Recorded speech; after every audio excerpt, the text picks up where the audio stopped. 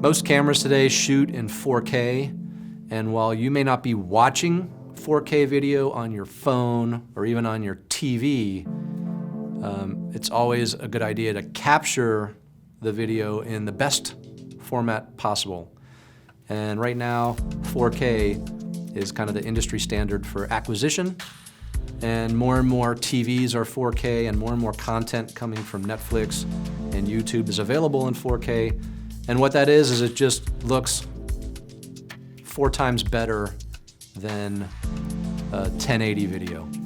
So it's a doubling in the picture quality. So it really looks beautiful.